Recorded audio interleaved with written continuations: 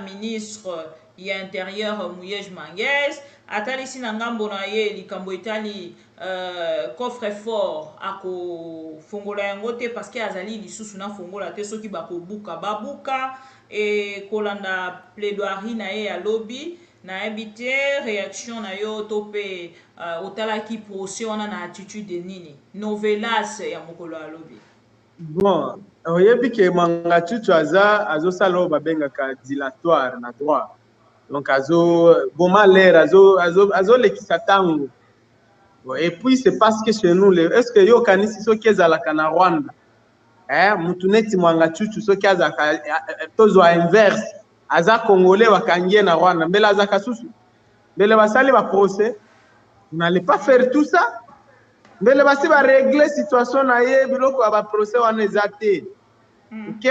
Bon, et pas na biso comme on ne sait rien gérer, ya biso ezakaka incompétence na faiblesse na nyoso, on ne devait même pas assister à des choses comme ça na batuneti Mwanga Chuchu. Non.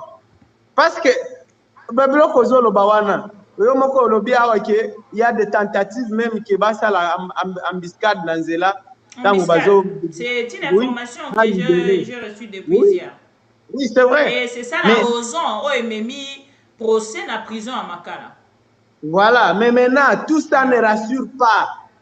Si nous il y a des ans, on va dossier sur le service règle Kango et Moko. On règle ça, on gère ça, Mwanga Chuchu, on n'entendra plus jamais parler. Ça se fait à travers le monde, des ans, on règle les histoires. On va un dossier d'État.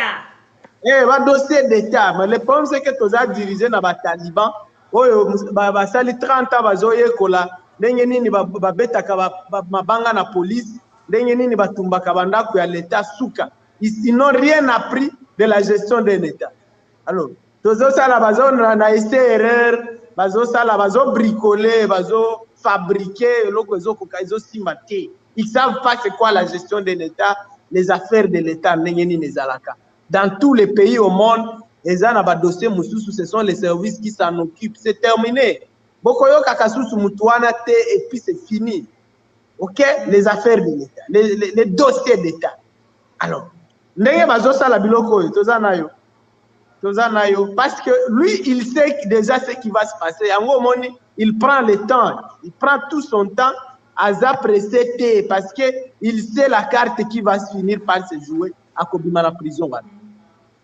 Kobimana prison wana. Il n'a pas peur tant on a monnaie ndenge azosamba. Tu sens que il ne mesure pas la lourdeur et problème. Ayebi déjà que quelque chose va se passer. Parce que biloko nyonso wana kolobela oso ezala nani apesa ki auto. Tout ça ne nous intéresse pas nous ici. Tout ça ne nous intéresse pas. Ce qui nous intéresse c'est réseau na ye asala kana nani.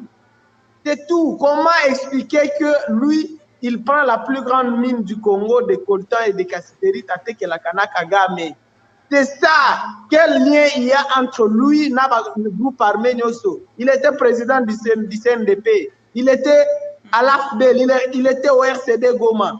Peut-être aussi au M23 1, 2. C'est ça le dossier qui nous intéresse. Et comme il le Kutakiona Kamando qui papa les gars ici, il gère des armées. Na ferme na wana na Masisi, il y a combien de gens? Na nini na SMB société na wana. Il y a combien de militaires rwandais déguisés en civil na Rubaya wana? C'est ça les grandes questions. Ce qui est commis Babiloko Abuzo au coffre fort, nous on va faire quoi avec des histoires comme ça? Donc déjà vous sentez que monsieur ba dossier ezali kuna na kati ba mikanda moko tant mosusu ezali eza ko compromettre en fait na l'état congolais topé na ba minerai ya Congo kolanda kati ya coffre fort wana pona komona nini penze ezali na kati kuna. Non, nana yebite dossier papa, un procureur avant ya fixer dossier à Mwanga Chuchu, le procureur devait prendre le temps ya ko enquêter à kendena est-ce que bato bazo instruire basi bakenda na bina Rubaya wana basi bakenda kuna ba nani basa la enquête d'abord sur SMD. C'est ça le grand dossier au biso tozozela to qui va réduire dossier na babiloko wana mike soki ya ba coffre fort là on perd le temps on sait que bazana fonte où est le dossier ici Ça, c'est pas le dossier pour nous. Il y a des armes, non, non. Nous, on n'a rien à foutre avec ça. On n'a rien à foutre avec ça. Notre problème, c'est SMB, Roubaya, réseau, Nandate qui est la Kakoltan, où va l'argent? C'est ça le dossier. Avec qui il travaille?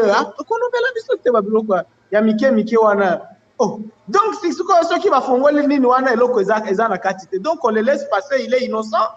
C'est ce qu'on veut nous faire croire. Rien ne nous dit qu'il y a même quelque chose. Je me pose aussi des questions. Nathan Ognon se zui. Te mokolo ya lelo, pensez-vous que Mwangachu Chubatikala, parce que Botikala Kofungola Yangote, est-ce qu'il n'a pas eu déjà à dealer pour Narokendi Sabilo Ognon Suezen Nakati, parce qu'il a même donné l'autorisation. Alors, il soki boko buka, bo buka. Voilà. Ce qui va se vider en gros.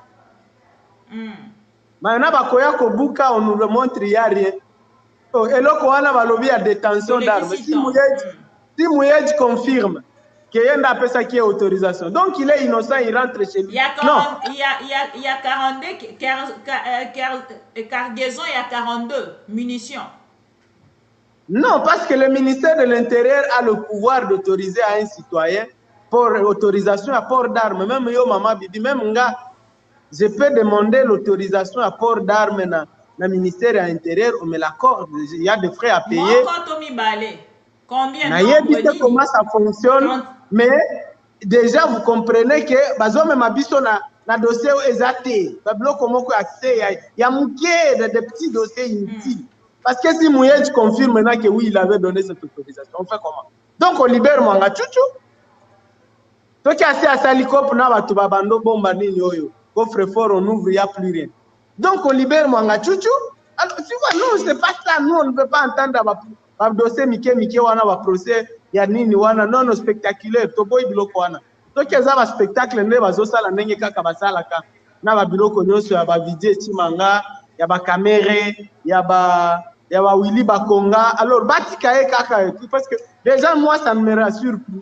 Na eba kite kende débat au Alors, une question que je me suis posée hier à travers une réflexion, dans les cas qui peuvent se poser en gros dans les quoi Alain Bolodjoa, et zali en fait koluka koye ba baso sambisé en tant que Congolais ou baza ko sambisé en tant que Rwandais. Non, en tant que Congolais. Ça c'est clair. Est-ce que de wana basi lisi identification na ye? Il s'est présenté comme un Congolais et puis Suki wana. Non, ces gens, en tout cas, ces gens, moi, ils me déçoivent déjà. Et puis, dans la grande masse de la population, pourquoi on n'a pas, en tout cas, procès, ils ont une ampleur, ça, la mambangu en cachette, ça ne population et même nous ont dit, Mwanga Chuchu wana, nde chef ya nini ya mafia, nde réseau ya munene oye bumakaba congolais. Mais regarde façon bazome manango dossier, c'est à la hâte. Et moi je te dis que le fond, le vrai débat est athée. Ça se limite à dossier moko mike ya pamba o biso toza kutu nango besoin te. Le vrai débat ça peut pas être ça. Il fallait d'abord kokende ko enquêter na Rubaya. Il fallait approfondir. Les procureurs, apparemment, les abiloko kaka basali mbangu, sans assez d'éléments. Alors là, nous, ça nous rassure plus. Bon jeudi à vous tous fidèles de AM TV. Bonsoir encore une fois. Merci Tokutani pour que tout solo la Congo, les pro-Congo, la famille, la grande famille pro-Congo, la famille qui respecte le drapeau. Oyezali na simananga na pesibino mbote et na pesibino merci. Na sengara toujours ceux qui Tokutani na ba direct na biso et lo kwa liboso mingi toki na ko like vidéo na biso. Nako partager et nako kende ko s'abonner. Encore une fois, na rappeler na bande nyonso kozwa badge ya fidélité pour na ko identifier ba vrai na biso lokola ndeko Ewing Stone, lokola ndeko Christian Dombele, lokola ndeko Jacquina, lokola ndeko na biso Abdallah. Lokola ndeko na biso Christian Dombe na tangi François Matanuzola ndeko la grâce Charles Lagrasse et bandeko ebele oyo déjà bazui babadji ya fidélité wana bazali bato ata bengi na téléphone na royamba na solola parce que nayebi que non, ça c'est la famille, c'est la grande famille pro Congo parce que ils ont souscrit na likambo bengi bongo badge ya fidélité pour identifier le vrai et le faux. Alors chers amis téléspectateurs, tokosolola awa likambo etali bongo République démocratique du Congo na dossier où ezali si sensible tous ces derniers temps. On a eu Saki Bino likambo aliboso concernant dossier Mwanga Chuchu. Dossier Mwanga Chuchu bauta ki kolongola yango ba memi yango na prison à Makala parce que y a eu des choses qui s'est passé oh bato ebele ba ko maîtriser te na niveau ya dossier wana tango ba kosala na haute cour militaire ba koma ki déjà ko préparer en fait lolenge nini ya kokende kotia embuscade moko pendant que bayaka na Mwanga Chuchu soki balongwe na prison ba kokende na ye na haute cour militaire pour que bakende na kotia embuscade moko na nzela et ko détourner ko kimisa Mwanga Chuchu ko bimisa ye mboka. Tokolobela sujet wana tokolobela likambo etali bongo union sucré salé. Ndeko bati lukwebo en plaire et bati lukwebo plaira. Ndeko bazin mbote na yo bazin pembe. Ndeko junior bakoke mbote na bino. Ndeko Chris mukendi mbote na sa posa bope sanga suite na yo ki ekomoko ezo salanga mato ipasi mais bon na ozana besoin na bino pour na kokende bope sangai vraies informations ya oyo ngana yoki. Maman Adèle Kainda entre guillemets mama diagonese amemi bango na ndenga ki diagonese na kati ya AFDCA. Tokosolola yango tokosolola likambo etali bongo remise reprise o ezali bongo kosala mape bobo sanate mokolo alobi peuple congolais atali saki na bandeko nyonso ba ministre actuel que bazali bazobate bazali ko réagir bako réagir bakotika la lolenge wana te. J'espère que vous quittez un kolanda ba vidéo ba humilier ba ministre mokolo alobi. Ah, nous allons parler sur ça. Tokosolo la likambo ya loi Tchani et puis révision ya constitution oyo bazolinga ba imposer na peuple congolais pour Félix Tshisekedi atika la président à vie. Oyo eza toujours rêve ya UDPS. Tokosolola yango na nani tokosolola na mwana mboka Luc Malembe o azali na demande mingi ya ba congolais o balandaka biso à travers ma mission TV de Miroir du Monde. Tozozanga te azozanga te en fait ko répondre na invitation à ba congolais soki ba congolais ba sengi balobi maman bibi tolingi ye akozonga ako respecter ba congolais wana nyonso. Yango topesi ye mbote ndeko Luc Malembe bakongomani bazali kolanda yo à travers ma mission TV et bakolinga na part na bango bazwa quand même oyo tobengi bongo mbote na yo et to kende bongo na kobanda émission na biso. Monsieur le ministre, j'ai suivi avec une attention soutenue vos propos de tout à l'heure et vous en félicite. Je suis conscient que beaucoup d'actions ont été réalisées, bien qu'il en reste autant à accomplir pour la montée en puissance de nos forces armées. Je sais également que beaucoup de défis restent à relever, tels que vous les avez énumérés. Monsieur le ministre, conscient des propos selon lesquels il s'est installé en République démocratique du Congo depuis près d'un demi-siècle, une culture d'antivaleurs et d'immoralité publique qui mine le développement socio-économique de notre pays en général et de nos forces armées en particulier. Nous en ferons notre cheval de bataille. Et bien même de plusieurs autres défis que vous avez relevés dans votre discours.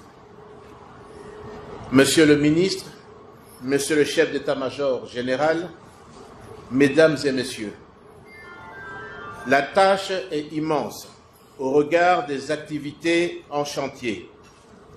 Autant elle est immense, autant notre humiliation en tant que nation a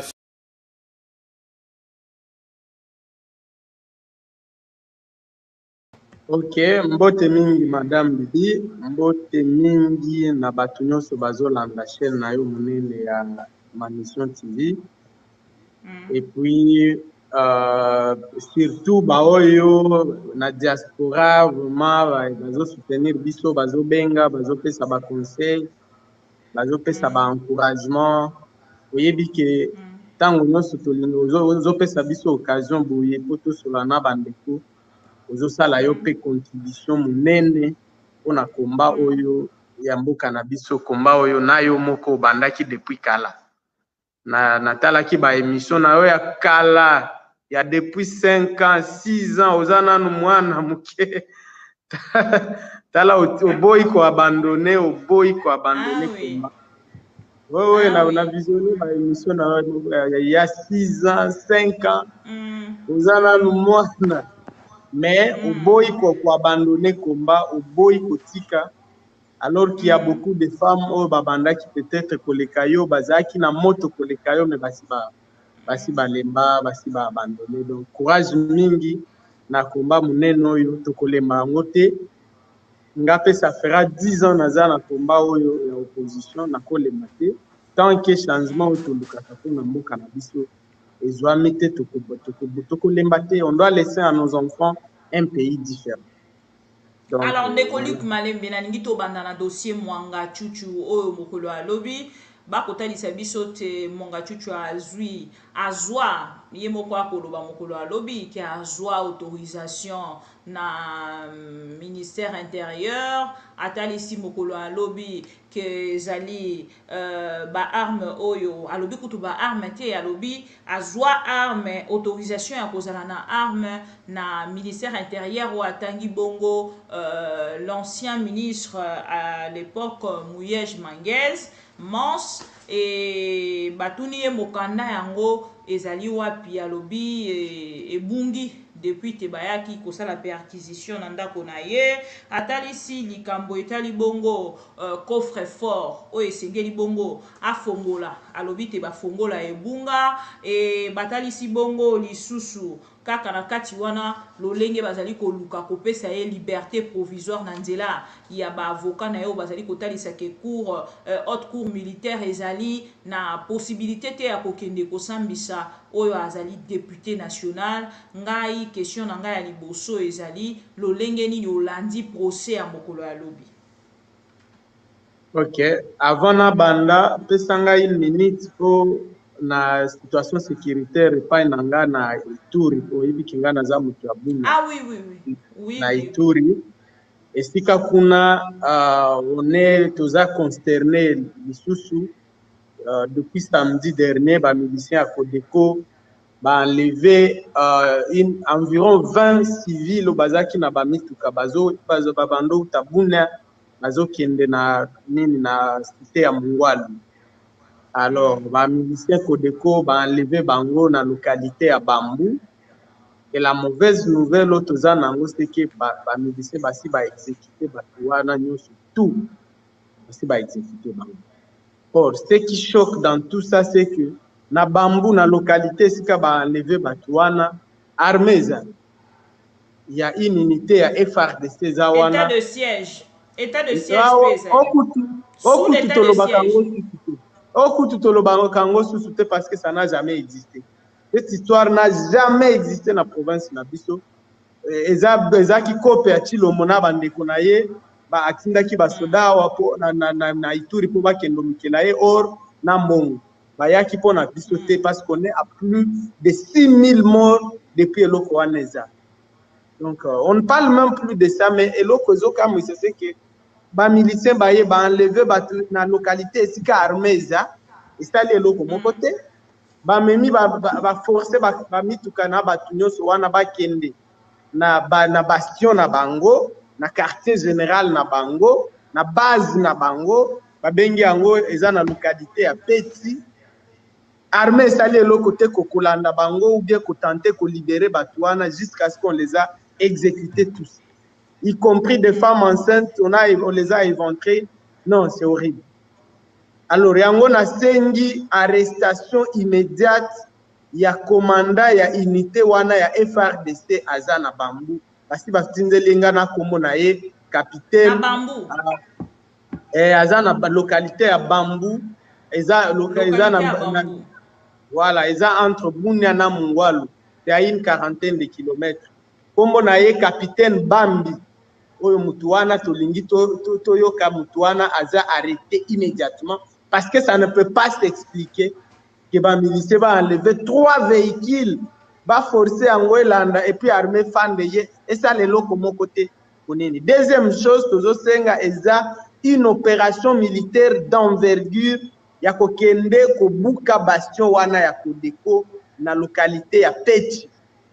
Oyebi ke esika wana nde oyoka ki banleva ki bato Chilomba tutinda ki kuna ko sensibiliser na kimia ba Thomas Lubanga, ba Floribert Njabu, ba Germain Katanga bazaki enlevé na Kodeko et même ki bango kaka na esika wana na localité ya Pechi.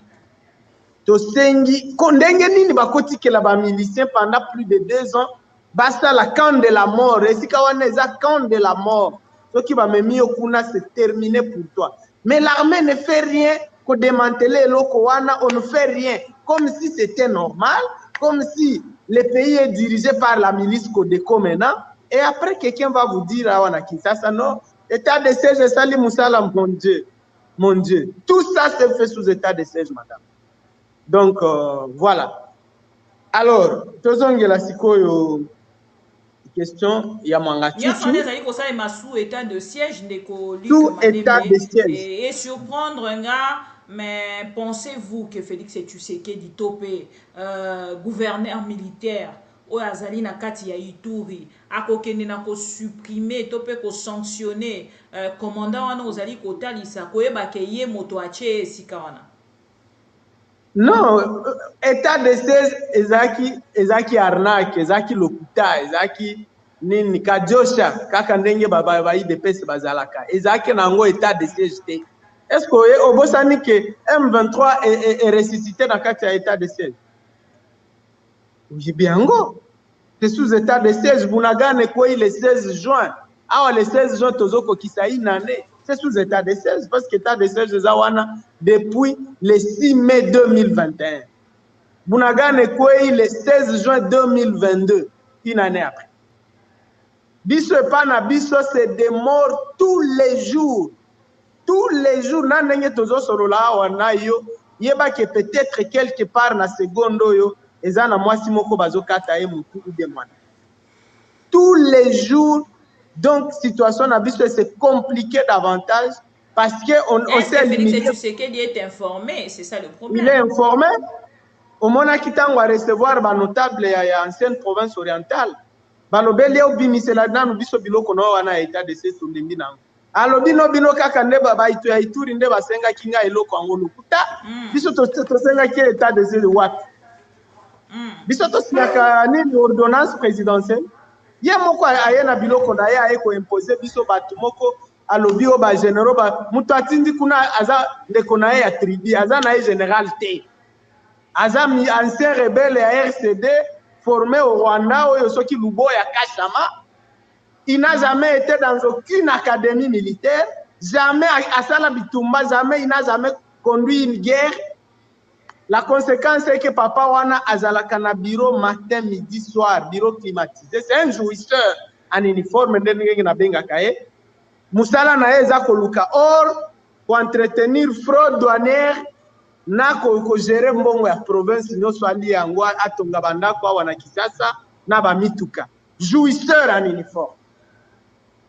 3 groupes armés et botami sous état de siège na Ituri. 3 groupes armés, madame. L'état de siège n'a combattu aucun groupe armé, même pas une opération militaire dans le bel que j'ai un lobby général, azakaka na bureau climatisé à Bimakate. Jamais à comment ici comme civil va pour façon qui va faire comment et taliété. musala na ye afandi na biro azo compter mbongo na ba kilo ya oro basi ba chinois ba memeli asi aye na ba chinois asoki autaka na bango wapi toyebi te ba rivière nyonso ya province, même la réserve de faune à Okapi, parce que l'Okapi c'est en Ituri, la réserve de faune à Okapi asi ateki yango na ba chinois ba bazozwa ba oro na kati. C'est horrible ce que Tshilombo nous a fait, c'est horrible. Et puis tant on a le deuxième mandat, ça me fait rire. Parce que Tshilombo n'aura même pas une voix à l'est du pays. Or, qu'il le veuille ou pas, et décide à Canada comme président ou bien pas. Bon, on a yebi que ya zotia na mutu na yeke, denge na 2018 azaki élite mais aza na pouvoir, bon Kabila mutu anomaki aza soute. Denge ni nana konome. C'est qui vous dit donc a commis nommé Ndeto Kotala. Ndeto Kotala. Alors, Ndeko Luc Malembe, c'est triste ce qui se passe na Ituri. Espérons que les choses vont changer parce que Félix Tshisekedi Diazara qui est au courant. Il y a situation à Est Mobimba pour ne pas seulement parler de l'Ituri. Na moni ba vidéo on a outi ko retrouver na ba recherche na nga ba promesse azaïf ko sala avant même comme président de la République à kokene ko vanda na Est ya République na Vital Kamerhe et koko na pouvoir directement un changement. On va voir ce que ça va donner demain et qu'est-ce que les Congolais vont décider sur Félix Tshisekedi. Ndeko Luc Malembe tokende na dossier à Mwanga Chuchu oyo lobby na outi déjà kotalisa yo te ba talisi na ngambo na ye te azwa autorisation par ministre ya intérieur Mouyej Manguez atalisi na ngambo na ye likambo etali coffre fort ako fongola yango te parce que azali lisusu na fongola te soki bako babuka et kolanda plaidoirie na ye ya lobby na ebité réaction na yo topé otala ki procès on a na attitude de nini novelas ya mokolo ya lobby. Bon, oyebi ke Mwanga Chuchu azosala babengaka dilatoire na droit, donc boma l'air azolekisa ntango. Et puis c'est parce que chez nous est-ce que yo kanisi soki ezalaka na Rwanda mutu neti Mwanga Chuchu soki azaka tozwa inverse aza congolais wakangie na Rwanda mbele azaka susu mbele basali ba procès, vous n'allez pas faire tout ça. Mais le basi va régler situation na ye biloko ba procès wana ezate. OK? Bon, et pas na biso comme on ne sait rien gérer, ya biso ezakaka incompétence na faiblesse na nyoso, on ne devait même pas assister à des choses comme ça na batuneti Mwanga Chuchu. Non. Parce que biloko zolo ba wana yo moko lobi awa ke il y a des tentatives même que basa la embuscade na nzela tango bazo. C'est une information que j'ai reçue depuis hier. Oui, c'est vrai. Et c'est ça la raison où il m'a mis procès à la prison à Makala. Voilà, mais maintenant, tout ça ne rassure pas. Si il y a des ans, on va dossier sur le service règle Kango et Moko. On règle ça, on gère ça, Mwanga Chuchu, on n'entendra plus jamais parler.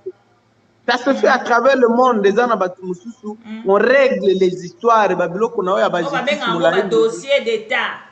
Un dossier d'État, mais le problème c'est que tu as dirigé dans les talibans, bah sali 30 ans bazoye kola, ndenge nini ba beta ka mabanga na police, ndenge nini batumba kabanda ku ya l'État suka. Ils n'ont rien appris de la gestion d'un État. Alors, tozo sala bazo na erreur, bazo sala bazo bricoler, bazo fabriquer, loko ezoko kaizo simate. Ils savent pas c'est quoi la gestion d'un État, les affaires de l'État ndenge nini ezalaka. Dans tous les pays au monde, les dossiers mususu, ce sont les services qui s'en occupent. C'est terminé. Bokoyo kakasusu mutuana te et puis c'est fini. OK? Les affaires de l'État, les dossiers d'État. Alors, ndenge bazosa la biloko yo tozanayo. Parce que lui, il sait déjà ce qui va se passer. En gros, il prend le temps, il prend tout son temps à s'apprécier parce que il sait la carte qui va se finir par se jouer à Kobima prison. Kobima prison wana. Il n'a pas peur tant on a monnaie mais tu sens qu'il ne mesure pas la lourdeur et le problème. Il dit déjà que quelque chose va se passer. Parce que tout ça ne nous intéresse pas nous ici. Tout ça ne nous intéresse pas. Ce qui nous intéresse, c'est réseau naye, asala kana nani. C'est tout. Comment expliquer que lui, il prend la plus grande mine du Congo, de coltan et de cassiterie, tate que la kana Kagame. C'est ça. Quel lien il y a entre lui et le groupe arménioso? Il était président du CNDP. Il était à l'AFDEL. Il était au RCD Goma. Peut-être aussi au M23 1, 2. C'est ça le dossier qui nous intéresse. Et comme il y a Kamando qui papa les gars ici, ils gèrent des armées.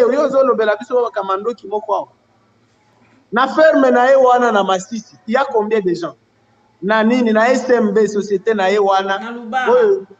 Il y a combien de militaires rwandais déguisés en civil na Rubaya wana? C'est ça les grandes questions. Ce qui est commis Babiloko Abuzo Bao au coffre-fort, nous on va faire quoi avec des histoires comme ça? Donc déjà vous sentez que monsieur ba dossier ezali kuna na kati ba mikanda moko tant mosusu ezali eza ko compromettre en fait na l'état congolais topé na ba minerai ya Congo kolanda kati ya coffre-fort wana pona komona nini penze ezali na kati kuna. Non, nana yebite dossier papa. Un procureur avant de fixer le dossier à Mwangachuchu, le procureur devait prendre le temps il y a quoi enquêter à Kendena, est-ce que bateau va instruire. Basi ba kenda na bina Rubaya wana, basi ba kenda kuna nani basa la enquête d'abord. C'est ça le grand dossier où sont tous là. Donc il va réduire le dossier na Babiloko wana mike ce qui y a coffre fort là on perd le temps. On sait que bazana fonte où est le dossier ici? Ça, ce n'est pas le dossier pour nous. Il y a des armes, non, non. Nous, on n'a rien à foutre avec ça. On n'a rien à foutre avec ça. Notre problème, c'est SMB, Rubaya, réseau, Nandate Kelaka Coltan, où va l'argent? C'est ça le dossier. Avec qui il travaille? Il y a Mike Wana. Oh. Donc, c'est ce qui va faire les Ninoana et l'autre quantité. Donc, on le laisse passer, il est innocent. C'est ce qu'on veut nous faire croire. Rien ne nous dit qu'il y a même quelque chose. Je pose aussi des questions. Nathan Ognon se zui. Te mokolo ya lelo pensez-vous que Mwangachu Chubatikala parce que Botikala ko fungola yangote. Est-ce qu'il n'a pas eu déjà à dealer pour Rokendi Sabilo Ognon se zena kati parce qu'il a même donné l'autorisation. Alors, il soki boko buka bo buka. Voilà. Ce qui va se vider en gros. Maintenant, on nous montre qu'il n'y a rien. Et là, on a lobby à détention d'armes. Si Mouyed confirme qu'il y a un ça qui est autorisation. Donc, il est innocent, il rentre chez lui. Il y a 42 cargaisons, il y a 42 munitions. Non, parce que le ministère de l'Intérieur a le pouvoir d'autoriser à un citoyen pour autorisation à port d'armes. Même yo, maman, bibi, même nga, je peux demander l'autorisation à port d'armes dans le ministère de l'Intérieur, on me l'accorde. Il y a des frais à payer.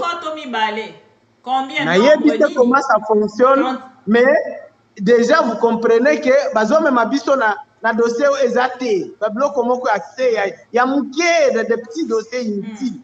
Parce que si Mouyej confirme maintenant que oui, il avait donné cette autorisation, on fait comment? Donc on libère Mwangachuchu. Donc, il y a Salikop, Bando, Bombani, Yoyo. Coffre-fort, on ouvre, il n'y a plus rien. Donc, on libère Mwangachuchu. Alors, tu vois, nous, c'est pas ça. Nous, on ne peut pas entendre un dossier, Mike, Wana, un procès, Yanini, Wana, non, spectaculaire, Toboy, Biloko, Wana.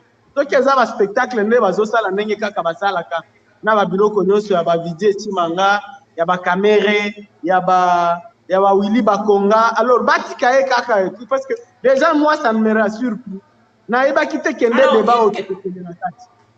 une question que je me suis posée hier à travers une réflexion, dans les cas qui peuvent se poser en gros dans les Alain Bolodjoa, ezali en fait que Lukakoye, baso sambisé en tant que Congolais ou baso sambisé en tant que Rwandais? Non, en tant que Congolais. Ça c'est clair. Est-ce que de Bawana, basi lisi identification naie? Il s'est présenté comme un Congolais et puis Sukiwana. Non, ces gens, en tout cas, ces gens, moi, ils me déçoivent déjà. Et puis, dans la grande masse de la population, pourquoi on n'a pas, en tout cas, procès, ils ont une ampleur, ça, la mambangu en cachette. ça biloko wana tende population ya Congo balinga babanda kozela. Et même nous ont dit mwanga chuchu wana nde chef ya nini ya mafia nde réseau ya munene oyo ebumaka ba congolais. Mais regarde façon bazomema nango dossier, c'est à la hâte. Et moi je te dis que le fond, le vrai débat est athée. Ça se limite à dossier moko mike ya pamba o biso toza kutu nango besoin te. Le vrai débat ça peut pas être ça. Il fallait d'abord kokende ko enquêter na Rubaya, il fallait approfondir. Les procureurs apparemment eza biloko kaka basali mbangu sans assez d'éléments. Alors là nous ça nous rassure plus. Tomone attaque manini mutu moko ya munene bakangi na dossier wana te, raison na ye, on ne l'inquiète pas. Bon, est-ce que ça peut tomoni manga chuchu ba azui ba photo na bango tout? Est-ce que angonde sali que en fait personne ne veut alors ba partenaire moyen zate ya konini, alors on veut faire un procès bidon vite fait là et puis on arrête vide au lieu de les charger, on s'arrange pour ne pas les charger. Parce que ceux qui va ken a dossier wana ya Rubaya, les gens même na régime oyo bazana kati. D'ailleurs quelqu'un me dit que Mwanga Chuchu azaki nde actionnaire na Rubaya na régime ya kala. Mais na tangu ba oyo baye balobeli ke no abimisa batu ya régime ya kala bati ande bango ba actionnaire. Bato na bango. Aboyi, soki aboyi asali angote nde arrestation oyo. Quelqu'un m'a dit ça. Bon, évité, mais en voyant spectacle babandi, na ba procès bidon vide et ça na mon côté, moi je te dis déjà ça, les Congolais ne doivent rien attendre. Bon, qu'est-ce qu'on peut attendre de Tshilombo? Biloko ya Tshilombo c'est suka kaka bongo. Na déception, na échec, na théâtre. Nyonso amekaka et suka kaka bongo. Donc il y a rien à attendre. Alors ndeko Lik Malembe na bandeko nyonso baolanda biso bato ebele batiaki déjà espoir na bango na kati ya dossier oyo na koyoka okoloba elingi koloba ke Congolais moko te en fait azelelo kwa malonga na procès oyo ba Congolais ebele bazali ko rêver hein. Non, en tout cas à moins que bakambo changer mais ndenge na yoki débat wana ezo tourner o wa mama ki on a 3 armes ceux qui na munitions. Oh, on a un coffre-fort. Non, non, ça, c'est pas le débat que nous, on attendait. Débat, on a faire condamner Mwanga Chuchu. Ça, c'est rien. Ça, c'est rien. Dans le que selon la loi, même au ministère de l'Intérieur, autorisation à port d'armes. Et il y a des gens qui ont les autorisations de port d'armes. Moi, j'en connais quelqu'un, Bafoutaka. Alors, si le ministère de l'Intérieur confirme que oui, tu fais ça qui est autorisation. C'est qu'il est innocent, on le libère. Toi qui n'as pas coffre fort, on a wakuti. Ata wakuti mbongo na ye. C'est qu'on le libère, où est le problème? Où est le débat ici? Le débat n'était pas ça. Est-ce que on a des gens qui débattent en Wakanga qui est? Est-ce que bon on est balobela qui dit ça? SMB, ça ne un débat au yoté. Rubaya, ils ont un débat au yoté. Alors, c'est ce que c'est, il n'y a rien à attendre. Et comme il y a procès, mon quoi, mais c'est là où on n'arrive plus à rien comprendre. Roubaïa est un débat OET, mais nous avons constaté que Bakei n'a qu'à suspendre SMB et nous avons comprendre que Nini Ezali na Sima. Il y a dossier en gros. Est-ce que les mamaka Kanege Bazali comme Mabiso? C'est ça le débat qu'on attendait. Enquête à Makasi. Il fallait que le procureur a auditeur militaire ou descente va enquêter. Où non, va le descente wana kotala déjà lolenge ba kolinga koti embuscade ba juge wana pe ba kozala pe en danger parce que ça la descente na Rubaya ça sera pas facile. Baza soldat toza devant le tribunal militaire au monde ba procureur ba auditeur nyonso za ba généraux ba juge ba généraux akobanga nini. C'est des officiers, c'est des militaires. Mais ceux qui vont militaires, généraux, on perd le temps. Alors qu'on perd le temps à Congolais, ça ne va rien. Moi, je te dis, à cette allure, ceux qui ont des débats, ils ont 2 armes, Debeza coffre-fort. Non, moi, je n'attends rien de trucs. Même si on les condamne à 1 année, 2 ans, nous, on fait avec quoi ça? On fait quoi avec ça? Comment on sait démanteler les réseaux mais la maquila à Congolais depuis 28 ans? Tout ça qui n'a chance, n'a occasion de démanteler les réseaux en gros. Mais regarde, comme toujours, régime, médiocrité, na médiocrité partout, amateurisme. Alors, il n'y a rien à attendre. En tout cas, moi, à cette allure, tant qu'on a zoyo kate, Ruba eza sous na débatté, SMB eza na débatté, Kagame eza na débatté, Kolte eza na débatté, Kassiterite. Alors, qu'est-ce que nous on va faire avec des choses comme ça? Moi, j'ai pas besoin d'avoir débat ou d'avoir coffre fort. J'ai rien à foutre avec ça. J'ai besoin de Rubaya, j'ai besoin de SMB, j'ai besoin de Kagame, j'ai besoin de réseau de Mwangachuchu. Tant qu'on n'a pas vu ça, Batika na bango, il ne faut pas perdre le temps. Et ce qui balobi que Kagame Azali na kati ya dossier, pensez-vous que les juges congolais auront la possibilité à retirer maboko na Kagame? Non, pas retirer maboko na ye, mais c'est un bon débat. Il y a le régime oyo bazui discours na biso ya opposition ya kokende partout mokili mobibao Kagame nous agresse.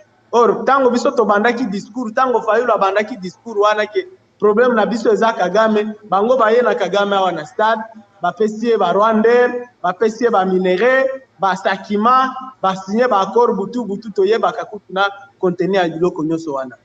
Tango bamone Kagame aza mututa a rouler bango, alors Ndélelo est commis partout, Kagame nous agresse. Alors voilà l'occasion il y a qu'on prouver l'intérêt rwandais dans le dossier oyo. C'était le moment où il prouver que le Rwanda n'a pas de coltan, n'a pas de cassiterite. Où tu commandes à chiffres. Biso toza premier exportateur mondial. Il y a 3 Tewana, Tantal, coltan, cassiterite et tout ça. Et puis, je crois qu'il y a un deuxième pays, si c'est la Malaisie, le troisième c'est le Rwanda. Or, c'était le moment, il y a démontrer biloko wana la communauté internationale. Mais regarde, depuis comme il y a coffre fort. Pensez-vous que la communauté internationale est allée informer que Rwanda azali na ba colton te, azali na ba biloko wana nyonso te? Non, c'est pas qu'ils ne sont pas informés, mais dans ce genre de débat, il faut venir avec des éléments. Ok. Il faut venir avec des éléments, il faut venir avec des preuves, parce que le Rwanda va aussi tromper Kazan à Bajismo. Kagame aza capable de jouer Kolte outi na Congo bake batimboli libulu batia babwaki yango na kati tango ba enquêteur baye balobi tala mine na biso yango oyo. Alors que c'est ça ces gens. C'est un malin, c'est un menteur, c'est un manipulateur. Alors pour na ko démanteler, il faut na babiloko ya boye. Si ces gens étaient sérieux, c'était le moment où nous avons dit que na prison sous haute sécurité. Ceux qui makala les autres côtés, bah même na Angenga, bah même ceux qui wapia de prison à haute sécurité dans ce pays. Na Ndolo, la prison militaire à Ndolo. Pourquoi on l'a amené d'abord à Makala? Na Makala. Pourquoi? Parce que Makala sécurité zamingi tenet Ndolo. Or, Aza poursuivi pour na nini? Infraction d'ordre militaire, hasard devant juridiction militaire. Pourquoi on ne l'a pas amené en Ndolo? Donc, comme on dit, les RTNA, tout le monde sent que moi, je n'ai plus espoir. Alors que la dernière fois, j'étais optimiste. J'avais beaucoup de confiance à la justice, mais là, je suis déçu. Parce que je ne vois pas en quoi ça va débat à Mickey, oh, il y a un coffre-fort, nous, on va faire quoi avec ça? Kagame a koya la dossier ce qui est commis Kagame ne viendra pas dans ce dossier ici. Or, si nous, Kagame n'est pas cité, alors ça ne sert à rien. Et ça va confirmer Oyo Fayulu Alobaka que Tilelo, Bako Sabinote, Tilombo égale Kagame égale Kabila. Voilà les preuves. Tala ba preuve, tala. Omoni, ndenge babandi déjà yebake. Kagame nde mutu abengi de konaye Chilombo alobi mon cher tika biloko wana. Et c'est ça babandi sikoyo spectacle babandi sikoyo ko flouer ba congolais ko biso ba ko flouer biso te poto yebani na bango ba ko flouer biso te congolais yo ça c'est ayebi de paix ça c'est ayebi Chilombo ako flouer mutu te il ne va flouer personne ako flouer nde ba taliban na ya se anzete ya liberté il ne va flouer aucun congolais ndeko Luc Malembe tolobela likambo etali bongo loi électorale oyo bakotalisa na ngambo ya Félix Tshisekedi na parlement na ye ndeko Mboso Kodia auti bongo ko aligner loi Tchani na Pululu pona kotalisa te ekozala bongo traité au cours ya session oyo ya mars batalisi pe ngambo mosusu bazali kokende pona kotala lolenge nini bakoki kokende ko réviser constitution bino bozali opposition peuple congolais a consentir te c'est comme si et si bosolola kina Félix Tshisekedi bopesi déjà loboko boyebise sala nyonso biso tokosalaka lokwa makambo ngo tozo koyoka te. Pas de réaction, silence de mort. Est-ce que l'autre qui est de mon côté opposition a pété? Oh, Félix et tu sais qu'il y a continué à colobater mon colo à l'élo. Bako banga binoté. Très bien. Nalingi d'abord ba Congolais ba comprendre le contexte nini tozana kati. Oyebi ketango Tshilombo na pouvoir na ndenge na ya yaki akimuyibi na lokuta. Amekaki ko séduire ba Congolais belé. A charmer batebele balobi bo amana ya papa Etienne bobotika ye wana yo Fayulu ye na ba discours na ye wana vérité des into sito lembi. Or Fayulu atikalaki le seul qui a maintenu la flamme ya opposition. Tout le monde a kendaki union sacrée. Attendez que Moïse lelo azolela.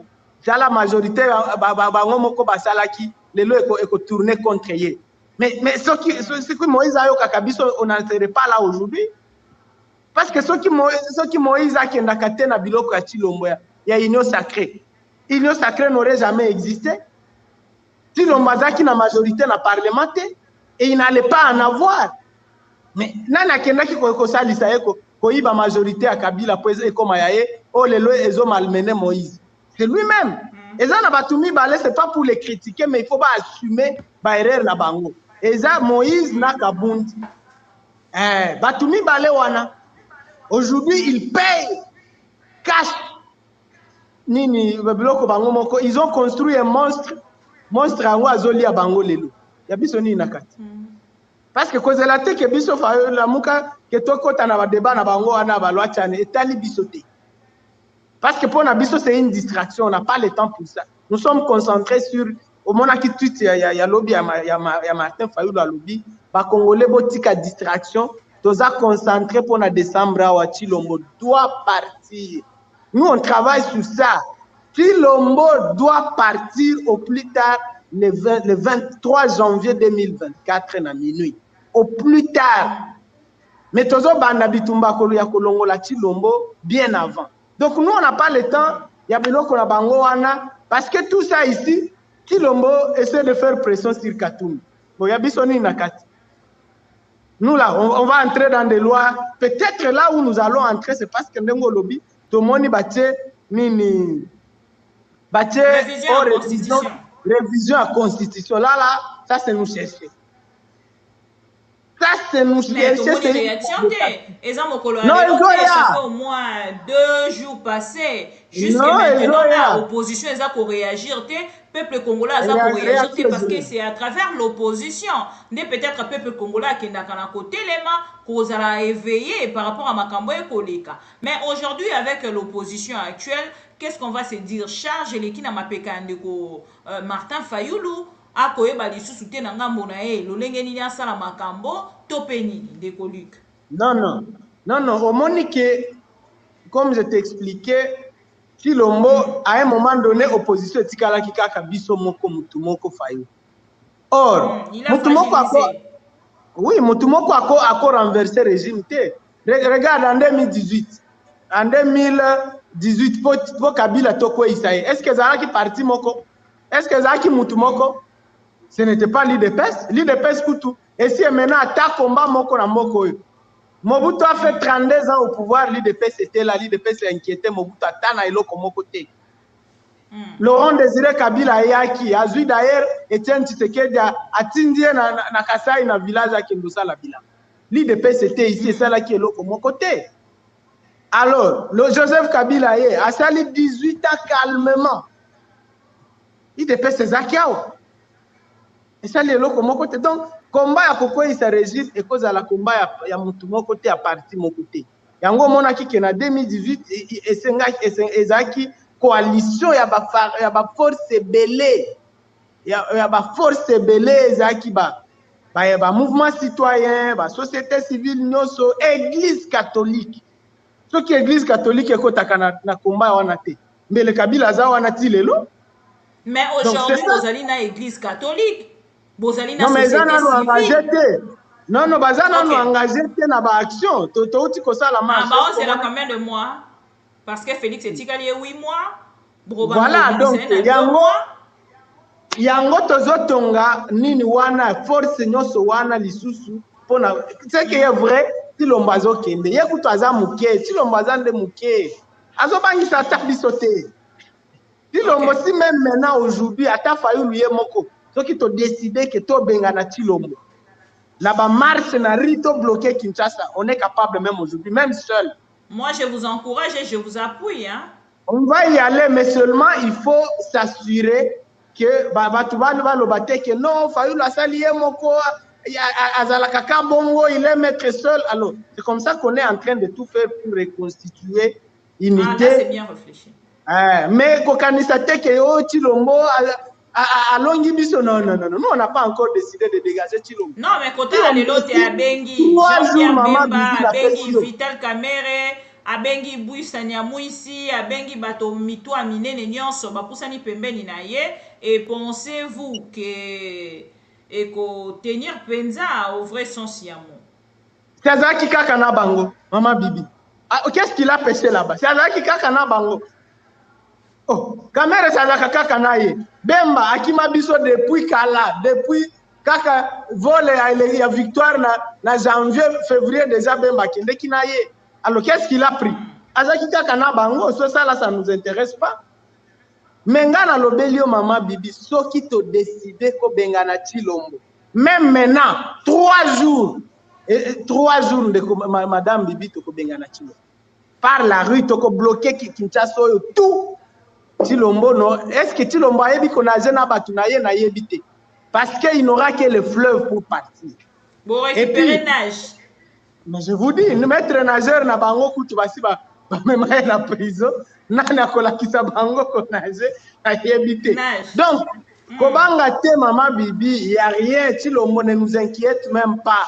Asa la aventure nenyo so sala wana, on n'a pas encore décidé de son départ, mais je vous dis tozo constituer force wana, to boyeza la o décider yango moko, Fayulu azaka ka bongo, azaka orgueilleux ndenge batretaka ye to boye loko wana. On doit s'assurer que toutes les forces de la nation baya eza komba ya Fayulu moko te, eza komba ya nan na yoki kebino na diaspora na moni diaspora na biso bozongi d'ailleurs j'en profite pour vous féliciter. Na moni bozo organiser marche en France c'est quand les samedis ici.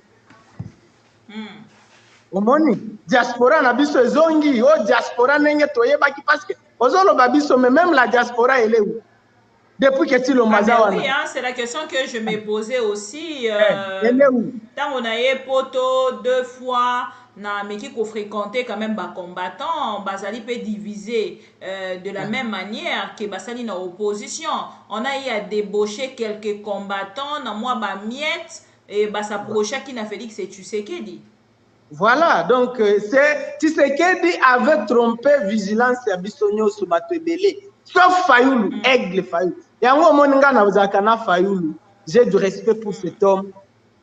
Il est le seul pour la dignité na ye, pour la personnalité na ye, pour la combat na ye akobo ya nyoso. Tala ba moko yo ndenge bazomiteka mo nsere awa. Bazomiteka na nini na talo ya ba nini ya ba Rashid bazomiteka mo nsere. Bazosoma Tshilombo bazosoma bango. O visionner ba ancien vidéo ya Kabundi ava ba mema ye na prison.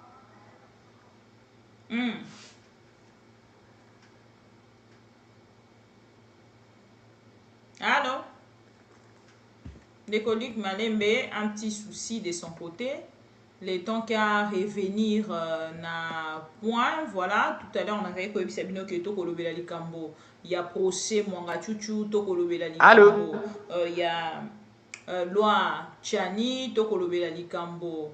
Il y a loi Chani Mwanga Chuchu et puis Tokotalisa Likambo. Voilà, Ndékolik Malembe de retour. Voilà. Oui, Ndékolik Tokolanda yo. Oui. Oui. Il y a un petit souci, tu vas donc, c'est ça, dans le bas qui est. Oui, il y a un souci à connexion. Donc, c'est ça, même dans la diaspora, les bazala qui s'est vu dans des petits lombo, batunyo so ba lobby à moi papa était oh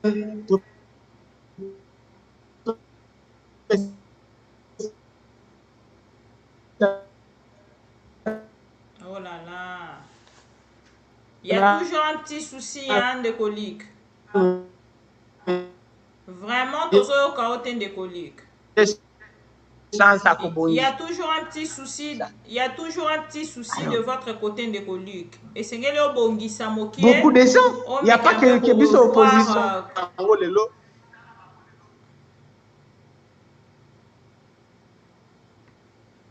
Voilà, c'est comme je vous disais tout à l'heure, tous les des coliques Malembe, Bomona qui procède à lobby à travers ma mission TV, le Lingeli qui boyoka qui ba question au biso tous ali kotuna par rapport il y a problème au tous ali na yango.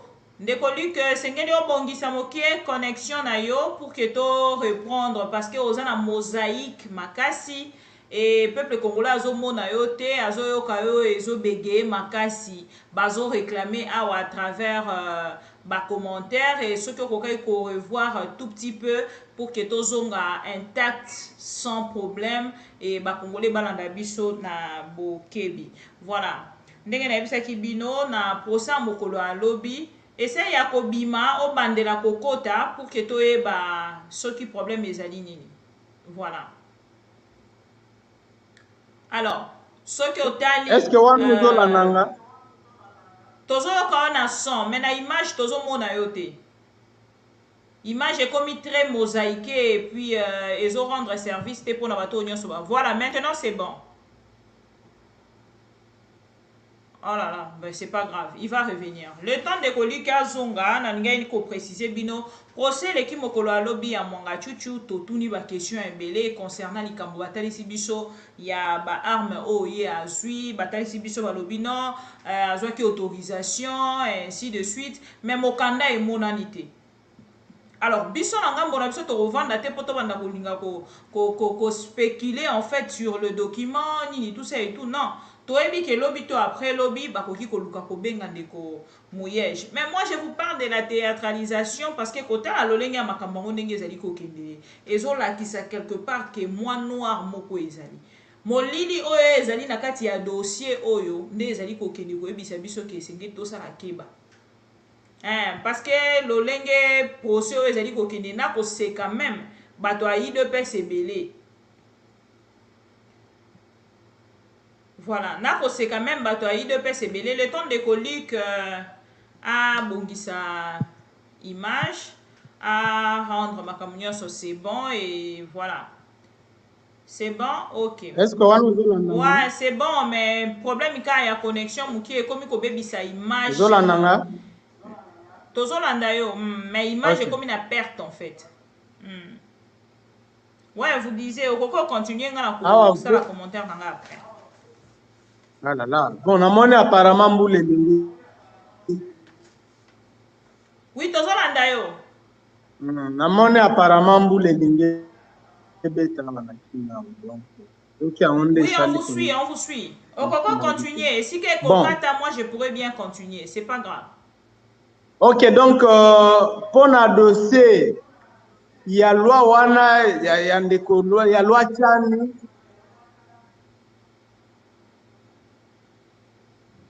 Donc, si les Congolais, on doit se concentrer elle. Wana eza distraction, eza diversion ya Tilombo, alingi keto bosa na kebunagana. elingi kokisa hii nane na maboko ya M23 vraiment ba Congolais ba souffrir balingi bazala ezobuma kaka ndenge moko na bitumba na est alingi tobosana kina kwa muti ye moko a créer nini conflit eza kuna entre bayaka na bateke alingi tobosana. Oui, mais c'est comme un dossier en fait où ezali intéressant et ezali ko intéressant en fait bayi politique était tozali komona bato bazali kolobela yango te chaque jour nous parlons de l'est de la République mais qu'est-ce qui nous empêche en fait ya kolobela rapé kwa mut ya ko meka ko commenter sur makambo eza ya kwa mut na moni cardinal Ambongo azali ko senga lisungi ya président Brazzavillois Sassou Nguesso pona koya kotia kimia na ngambo ya bitumba oyo ezali na kwa mut. Non, il faut tolobela yango. Moi j'ai eu accès à pas mal d'informations. Il y a ndenge conflit wane bandi, c'est le régime. C'est le régime en tout cas ceux qui commenter tout ça la émission spéciale kwa mut naza d'accord. Tolobela nanu yango qu'est-ce qui se passe? C'est un problème créé par ce régime bango moko. Moi, j'ai eu accès à pas mal d'informations. Et puis, Tokolobela Yango, je suis totalement d'accord. Émission prochaine, en tout cas, Toloba dossier à Kwamut. Voilà. Alors, Tilombo, ça dépendra de vous de nous donner le programme, mais sinon, nous sommes disponibles. Non, même demain, il n'y a pas de problème. Même ceux qui lobby, Tokozong, l'émission pour la Kwamut spéciale. Promesse, na yo, ça la loi ya Tilombo te. Et puis, ça, Tokozong, ah, merci beaucoup. Alors, on découvre concernant likambo etali bongo loi Chani, na moni obwaki yango en bloc olobi eza makambo na bango bato ya union sacrée bino bokolandela yango te, mais quelque part s'il faudrait commenter, est-ce que vous allez commenter que congolais nyonso à cause en fait en danger congolais nyonso akenda na kosala métissage na kati ya famille na ça va bloquer tous ces enfants là et pourtant ils allaient problème où ils allaient déjà régler na Saint-Titi. La présence, il y a papa Etienne Tshisekedi. Est-ce que Félix Tshisekedi n'était pas d'accord en fait avec son papa? Voilà pourquoi aujourd'hui il vient avec cette loi, il finance, il soutient et voilà. Nanga momosu soupe batali sarakende ko Martin Fayulu azali Camerounais. Donc tant oyo azali koloba ke bino ezali ko intéressé binote et sengeli ko ba na kati ya réseaux sociaux ba kotali sandeko Martin Fayulu Sénégalais, pardon, Camerounais. Et le Lopé est comme IGF sénégalais. Et voilà, ça va frapper presque tout le monde, on dirait. Ce qui n'a pas qui kebiso ezabilo kwa batu ya ino sacré bango moko que nous on ne va pas y entrer. C'est parce qu'il y a l'ingité que ba Congolais ba bossa na vrai débat. Ndenge na lobelio ba yena biloko wana c'est une diversion, exact distraction. Pour ba Congolais ba bossa na vrai problème. Nyo soto kende o tchani tobosa na kemboka na biso ezokende tobosa na Ketilombo azo organiser chaos électoral nananga tobosa na Ketilombo le 20 décembre ce qui élection ezate azokende. C'est ça la vraie question. Mais ce que lingi commentaire nanga personnel c'est que eza bêtise biloko wana. D'abord parlement wana ce qui ezaka sous parlement toyebite. Donc priorité na bango na situation toza na kati eza balwa moko ezangi tina balwa moko ouais ngala ka seton mosu ba kokende na kosala loi concernant makambo ekolekana na est ya république concernant ba soldats o nyonso bazali ko kitana terre congolaise lelo mais to komona tolali tolamuki bake ko surgir loi moko concernant soi-disant de père et de mère pour inciter en fait les Congolais et bato mosusu nanga mola bango bazali kotali sezali loi ope ekoki kopelisa moto lobby surtout na est ya république parce que métissage ezali makasi na la olandaki cardinal Ambongo alobi ba biloko wana ba binisa biloko wana en fait Tilombo azo provoquer il provoque toute la nation parce que yena mutuna est la seule chose qu'il y a là-bas pouvoir ndenge nini nakotikala nazoyiba mbongo ya l'état ndenge nini nakotikala nazo voyager ndenge nini nakotikala nazo lata ba montre na ba sapato na ba champagne suka la souffrance des Congolais ndenge azawana azoyeba te souffrance ya ba Congolais azomona ngote azomona te danger atemboka na biso azomona ngote azomona te ke pane ya ménagère ezaki vide awa epa na yesu esi etoboki tout Kabila le panel aménagé ezaki vide tango ya akomi panel kute toboki azomona eloko nyonso wana te ye azosala calcul na ye kaka na mutu na ye ndenge nini nakotikala na pouvoir. Alors ce genre de personnes eza danger mpona mboka, eza danger parce que ye azaka kaka ye moko amonaka ye moko. Napesa yo exemple mabi mikolo ya embouteillage na Kinshasa. Comment se porte votre pays? On y a réglé dossier embouteillage ya kangaka nde banzela atindi basoda na ye bakangi nzela babino tu bokoleka te ye moko aleki. On y a réglé embouteillage aloba azomi benga président mboka. On y a réfléchi qu'est-ce qu'on fait pour régler cette histoire d'embouteillage. Non, akangi nzela bino moko bino tu bofandi wana ya aleki ozoyese mutu abongo koloba yango biso na beso na benga kaye de kotilo mona ko benga ye président. C'est à cause de ça parce que justement azo se comporter qui azana ye président. Non seulement azaki élite mais même ndenge azo se comporter yo moko moniki azana ye président. Président alukaka ba solution alukaka ba nini ba pona ye moko te siko biso tozana ba soda te akukanga nzela tout ça ndeni tokufa. Ça devient impossible de se déplacer à Kinshasa. Même na ba avenue Mikie, embouteillage na embouteillage. Donc voilà, mutuwana azakakaka wana pona ye moko, il ne voit que lui et ses intérêts, son pouvoir. Biloko nyonso wana alwachani, ça c'est lui. Il veut attaquer Moïse pour ye akanisi soki Moïse aza candidat wana komi président. Je ne sais même pas qui l'a trompé comme ça. Parce que Moïse Azaki candidat en 2018, est-ce que Chilombo a gagné qui? A gagné qui pété. Attends Moïse Azala te oko gagné te ndeko Chilombo. Ato zala na ba kamera soki banani oko gagné te. Gagné te. Ba Congolais ba lembi na incompétence na lokuta. On est fatigué, tout le monde est fatigué depuis. Donc c'est un peu ça. Et on a la kolo belayo, loi wana eza provocation. Mais il va falloir l'enye ba diaspora na moni bolamuki, c'est ce que je disais avant, connexion compliquée. Na moni que diaspora ya France, ba Congolais à France balobi baza na marche les samedi awa. En tout cas ba Congolais nyonso sika boza na nini na diaspora ya France nyonso Belgique boza pene wana botelema parce que wana tangu na moni annonce wana jeti enfin na moni diaspora na biso la muki lisusu. La diaspora ne doit pas se limiter na obanda ba voyou na moni bazo finga na ba réseaux sociaux. Ça c'est pas ça la diaspora. Voici bon la diaspora rwandaise. Ah papa, les akokumisa bangote mais diaspora rwandaise c'est du lourd, c'est des travailleurs. Nous devons arrêter la distraction. Tous à la diaspora ya kobanda ba réseaux sociaux mobima tozo finga na yo boy alors que notre pays est en train de partir. Et puis il faut que le travail à libérer mboka oyo ezaka ka fayu te. Ezaka ka ya isidete, ezaka ka ngate, ezaka ka opposition te. Biso toza na front awa, toza na front de baba toyo. Au front na bango boye fara toza na bango. Si l'ombaza na ba mandoki na ba police na nyoso, mais nous on est là, on lui dit il doit partir. Vous croyez que c'est facile? Vous croyez que nous on n'a pas besoin de vivre? Vous croyez que boye ba menace toza nango? Mais on s'en fout de tout ça parce que c'est notre pays. Alors diaspora binope bo la mukandenge kaka tozala ki na 2018, il faut nini wana dynamique wana contre Kabila partout, il faut la muka, c'est ce qui fait tomber un régime. Régime okoko isango mutu moko te. Non. Moi je peux pas te dire que biso kaka moko décidé boy, c'est pas facile. C'est pas facile.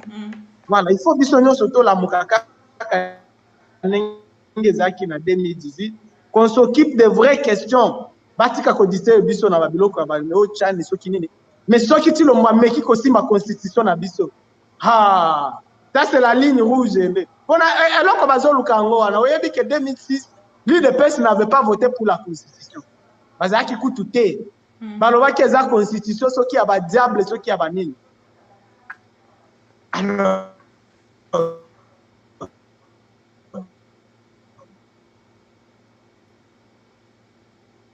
Allô? Maintenant, ils veulent koya wa basimba constitution, ba ramener mandat ya Tshilombo. Allô? Allô? Donc, c'est un peu ça. Donc, carte na bango yango wana simba constitution. Parce que loi tchani est contraire à la constitution. Pour la loi, il faut modifier la constitution. C'est que deux blocs bazolinga. Or, ce qui va pesi kaka bango, nzela ya kosimba constitution article moko. Bakosimba nyoso. Bakosimba nyoso ndeko. Alors, il faut bloquer l'IDPS, mais pour ça, il faut mobilisation. Ezala nakati, ezala libanda. Et là, la diaspora babandi, c'est très important. Biso pe to uti ko sala marche, to continuer pression. Na mone cardinal Ambongo yepe, aza la pression, mais il faut que l'église to comme à niveau wana ya 2018. Action de terrain ya ko inquiéter Tshilombo, ba déclaration kaka. Voilà. Mais aujourd'hui, même les actions, ça revient au même. Bakota dit qu'il faut besoin d'autorisation, Bakota dit que police et kokata marche, police et kotia barrière, mais est-ce qu'il y aura vraiment l'avancement dans tout ça? Koye bakelelo bake kotia lisu sous ministre et intérieur. Moko ya bato ya IDPS. Oyo tant mosu azali pe amateur. Donc tokolo bake a kozala kosala ezali stage na ye à 8 mois. Nabino ko marché, est-ce que ça va tenir au vrai sens, Yamo? Nous, tous l'autorisation ya mutute, ya Taliban moko ya baouti na CNZT alimentaire, ceux qui battent ministre, tout ça, ça ne nous intéresse pas. Ceux qui ont décidé qu'on marchait na sina lobelio de Kobibi, muto ko empêcher biswa wazate. Biso ndeto za na population. Oui, parce que il faut faire la différence entre IDPS. Il y a avant 2018, il y a eu des PSI à l'élo. À cette époque, en 2018, parce qu'il y a moins réputation,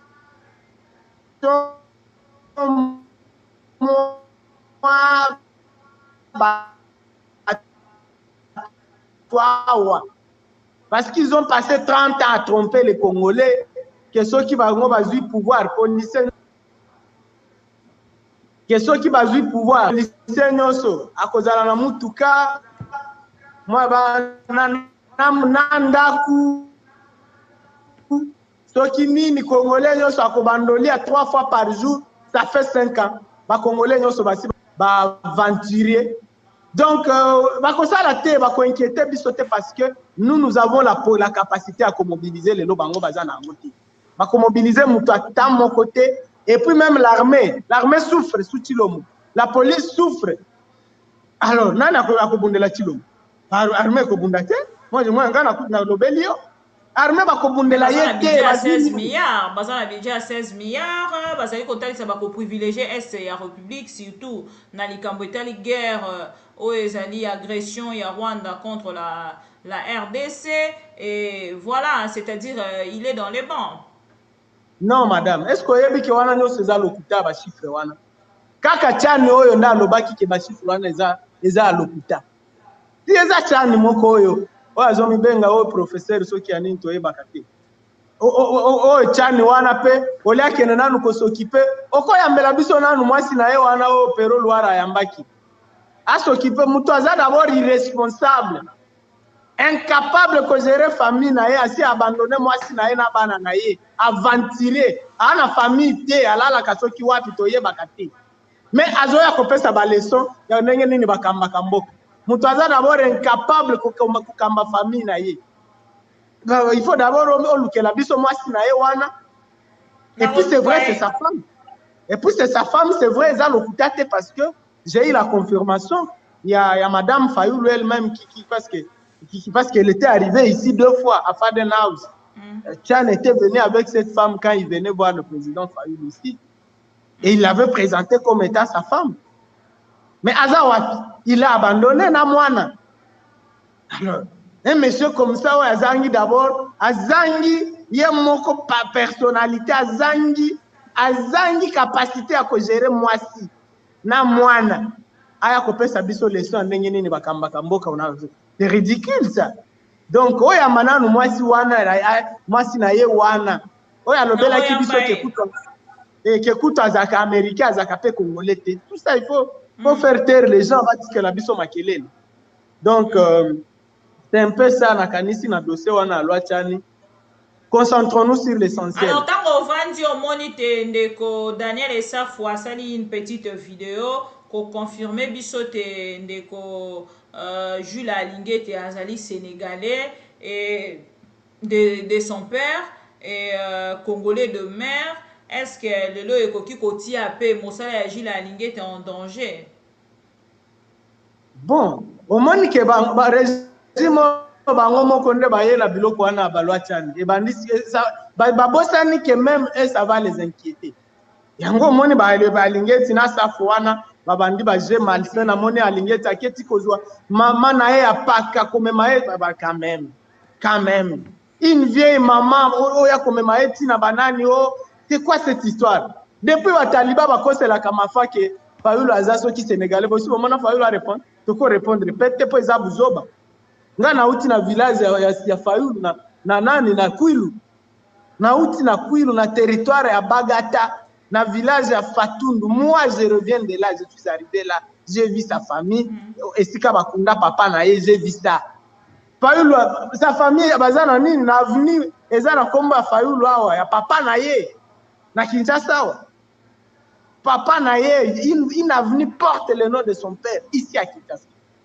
Yo sikoyo outi soki na village nini na Kabea nini na wapi soki wapi na mupompa wapi oyeke leo lobi na Kinshasa oyebi kuna Kinshasa angote ozana etikaka nga mutu na uti na nga na Ituri kuna et puis oyeko loba oh Fayulu sénégalais. Oh là ça c'est intéressant ça.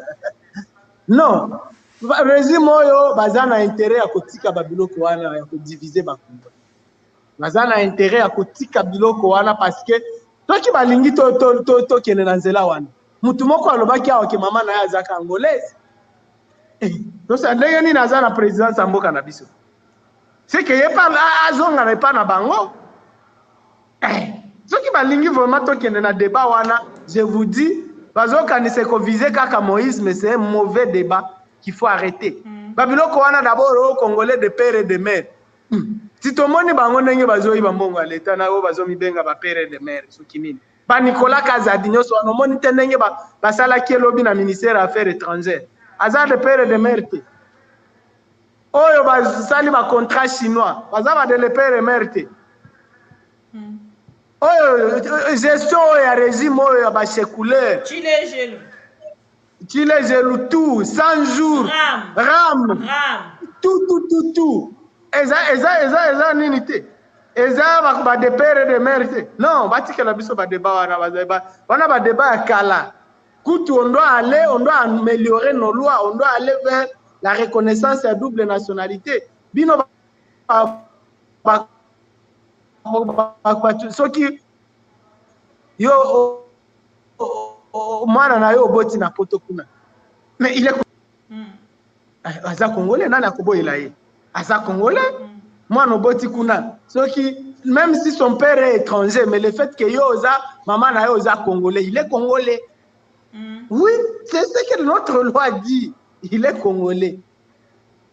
Alors pratiquement on doit même évoluer nos lois, on doit évoluer nos lois. T'as la première ministre britannique Lelo aza indien na komo na nyoso. Est-ce que les Anglais en font un problème? Bon, bisonne toza riche koleka bango. Non, on doit arrêter ça de croire que Moutako a kotonga Congo, il faut kaka non. Biloko aneza lokuta biloko achani wana. Oh, ba fonction nyoso il faut kotia congolais. Oh yango wana ba congolais. Mobutu aki congolais te. Tala isika mokeza. Kabila zaki congolais te. Non, arrêtez ça. Ça c'est faux. Ça c'est des débats ridicules, rétrogrades, dans le 21e siècle. Et ça sonne comme on a moutuné au Tchaniwana, qui dit qu'il a fait de bonnes études à l'étranger. Mais, ailleurs, on a engagé un petit garçon de course, on a créé un ballon moko ezangitina, et ça sonne. Ballon a un petit moutou moko village moko tanga tekutu. Tango zo kan Tchaniwana zo sona. Monsieur d'abord, est-ce que vraiment il a étudié? Les gens, tout le monde qui a abandonné le idée, le plan Marshall, il est passé où? Eh, Congolais. Qu'est-ce qui se passe? Tala kaka au moins, non, le bureau va Congolais, tu vas battre. Et ça, kaka, on y va qui est au Moussou Nani, professeur Eli Kambokolo. Mamona kinenge kabila asilisa qui est neti bougie, si le lot oyebite soki akenda wapi soki akenda ko sala bilamba. Eli Kambokolo asangwazaki ko animer émission je crois à Sud d'Afrique na RFI. Non. Non, il fallait voir. Kabila silisa ye, mayele nyoso Kabila silisa. Tala mususu wana. Azalaki na ba idée ya bien ngamoko je le voyais quand on grandissait l'Ochani wana. Oh, il travaille à la Banque mondiale, ceux qui nini économiste monene. Regarde-les aujourd'hui. Talaye. A komi na ba débat moko on dirait ba papa moko ya village ba tanga kutute. Nde ba koya ba débat au 21e siècle. Wana eza ba débat ridicule. Les autres évoluent. Ba loi ils ont évolué. On est au 21e siècle. Ba loi ils ont kende liboso ils ont ngasimati. Ba de père et de mère aussi tout le monde de quoi ils sont capables. Qui trahit le Congo aujourd'hui? Ils ont père et mère. Oh, ce sont des débats ridicules. Qui ont fait venir Kagame au pays? Qui l'a amené dans un stade ici? Et là qui a été étranger. Nana a même baé à sa fongoli ba frontière na biso tout. Abimisi bolumbu ya Congo ala kisi ke toza na force te Angola kota Soudan kota mutu nyonso kokota nengo lingi. Eza de père et de mère te.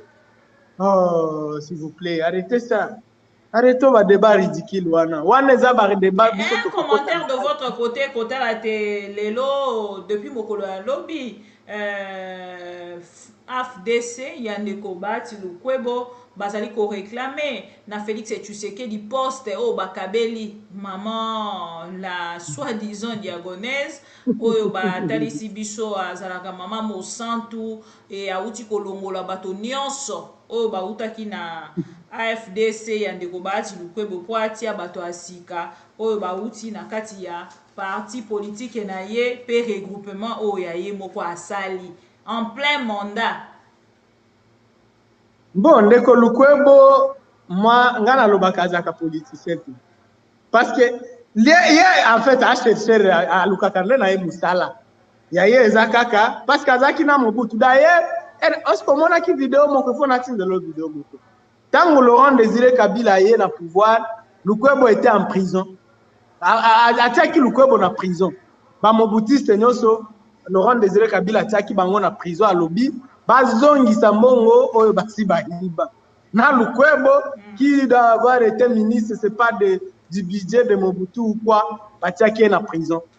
Na vidéo wana Lukwebo azolobake ye aza atana $1000 ya kozongisa te parce que aibaki mbongo. Ndenge nini mutu na 1998 awa alobaki ki azaki atana $1000 te na santé na ye soki omoni vidéo yo moko kondima santé na nanu d'abord. Mais ndenge nini lelo asombi Bukavu mobimba, asombi Goma mobimba, asombi Kisasa mobimba dans moins de 20 ans.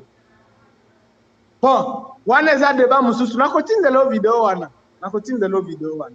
Wana eza débat mususu mais eloko Lukwebo azobo sana seke ti lombo akosala ye le même jeu ndenge oyo Kabila salaki.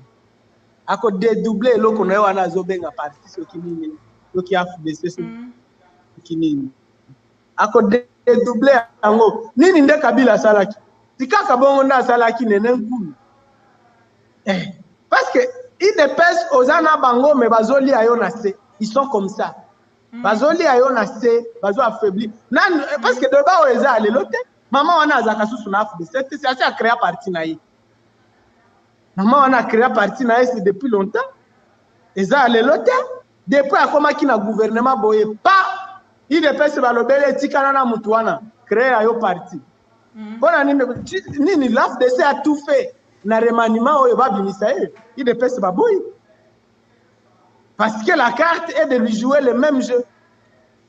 Bon, azana est chercheur d'emploi, azana ebina ya yeza kaka lukesika musale eza. Mais nangambo na yo ndekoli en tant qu'un politique, tu as quand même besoin koyeba comment moto bazui na kati ya parti batindi na ministère, mais moto ana na mandat na mandat oyo kolanda akei kokota na kati ya ministère na lolenge na ye moko. Nous devons quand même être honnêtes avec nous-mêmes. C'est pas parce qu'il y a lobby oui na Félix Tshisekedi nde bakokende na kotalisa ke non yende azali na mayele koleka bato nyonso bazali autour ya ndeko Bahati Lukwebo. Non, le problème c'est quoi? Le problème c'est que après 2 jours abimi na kati ya parti politique topé regroupement ya ndeko Bahati Lukwebo. Pourquoi elle n'a pas eu à le faire avant? Alors, na kati ya parti et na kati ya regroupement avant pour autant gouvernement et bima a kokende kolongwa na parti après publication ya gouvernement. Non, le problème c'est que le régime est en illégalité partout. Vous avez donc il y a ceux qui ont vu loi, ceux qui ont vu fonctionnement normal ya bayamboka ya ndenge ezalaka. Ce régime ne devait même pas être là. Ceux qui n'ont tout ni ni sama lokonda za premier ministre. Pour répondre, regardez, parce que la loi veut que premier ministre a outaka na parti na formation na majorité. Oza na majorité na assemblée nationale. Ako parti ya Mwanga Chuchu na sama lokonda. Et ça a combien de députés? Et ça la majorité. Mais comment il est devenu premier ministre? C'est ça le problème. Donc, le fonctionnement normal des institutions est athée. On a violé toutes les lois. C'est en violant toutes les lois. C'est en violant toutes les lois. Alors, violation est déjà cumulé violation, violation. À un moment, on a violé. C'est ça le problème. Parce que, en principe, c'est vrai. Parti de gouvernement et puis parti est retiré. Et en principe, tu ne dois même pas discuter. Mais, oh, Yabiso, Otininga na gouvernement, mais je crée mon parti. Ezaka mama wanate. Boji, aimé Boji, ya INC. Yasi alongwe. Yasi alongwe INC. L'INC a tout fait qu'on remanie na nino. Et simité, j'apprends même que même maman, même Eve Bazaïba, je ne sais pas si c'est vrai, mais j'ai appris ça, que même Eve Bazaïba, Bemba Lingaki a la sous-souté. Parce que Bemba ne se voyait pas comment être dans un gouvernement, collègue, na secrétaire général, naïe. Mais elle est là, si l'homme s'est imposé. Donc, fonctionnement, il va partir fonctionner, comment les institutions de l'État fonctionnent, comment un gouvernement fonctionne, comment un parlement fonctionne, tout ça n'existe pas sous ce régime. Et ça, violation, qui l'ont violé, a violé, alors, nous avons violé la loi. Alors, ceux qui maman a violé, ils ont violé, parce que tout ça est à Bakuba, il y a eloko na bango wana bazobenga union sacrée. Okanisi mama wana. Okanisi mama wana abimika kaboye. Il y a quelqu'un derrière elle. Okanisi eme boje abimi na nini boye na INC. Il y a quelqu'un derrière elle, derrière lui. Ce que mon okuti moi eza likolo ya nzete. Soki okuti mbo eza likolo ya nzete. Yeba ke eza na mutu amatisaki yango. C'est ça, donc on est en face d'un groupe de gens oyo bayebi lwa nde koloba nini te, bayebi l'état ndenge nini a fonctionnaka eza kaka kitaliban na kitaliban partout alors. Et moi je vous dis batuneti balukwebo ça va finir ndenge sila kana Kabila. On va lui jouer les mêmes jeux. Mais bon, il y a Zanaye, Ngana Lobaka Lukwebo Azane Tisofere à Corbière. Moussala Naye Eza comme président na cimetière, il y a Zongi Lisusu. Amema Kika Mobutu na cimetière à Zongi. Amemi que Laurent Désiré Kabila na cimetière à Zongi. Amemi Joseph Kabila lelo azo aye wana susu azui déjà Chilombope azo déjà azo qui me ko déposer. Alors nous, on doit s'occuper des grandes choses, des grandes. Martin Fayoulou. Ceux qui ont du pouvoir, mais je te dis, c'est un chercheur d'emploi. Azakina Mobutu, Mobutu Abimi, Laurent Désiré Kabila a gagné par coup d'État. Mais Toto la Mukaboya assis à communal. AFDC, César Nenyamo qu'on a AFDEL, Azakina AFDEL, non? eza kaka elle ya sukanda asanzaki na C, AFDL, AFDC. C'est ça. Après. Ndeko Luc Malembe tokomi na suka, pardon? Non, c'est bon, on continue. Voilà, ndeko Luc Malembe tokomi na suka pona lelo. Na ebité nini okoyebisa bakongolais oyo nyonso balandi yo na 3 points na biso oyo tosoli mokolo ya lelo namoni ozali koencourager bakongolais ozali kotalisa bango batelema bakeba na distraction oyo ezali koyela biso na nzela ya loi Tchani révision ya constitution esengeli déjà bobanda kolobela yango na moi lombango parce que Congolais azali distrait makambo elekaka na Assemblée nationale tellement nyonso elekaka na français ba Congolais mosusu ba comprenaka yango te surtout Congolais azaka engagé mingi ezaka ba Congolais balobaka lingala bao balobaka français bakokaka penza ko s'engager te. Alors ndeko Luc, votre mot de la fin pour aujourd'hui par rapport il y a 3 points au Tolobeli. Alors d'abord donc na renouveler appel nanga na diaspora na biso pe bino nde boza pe force na biso toza na kati tangu na kati eindi pe libanda ba congolais ya libanda ba eindi le régime sera déstabilisé mais tant que biso na kati a tozobunda me bino kuna boza na ba muziki o bozo luka soki ba musicien bobeta bango tout ça ne nous intéresse pas d'abord bobeta musicien bon ça inquiète Tshilombo encore. Ça inquiète le régime ici encore. Non,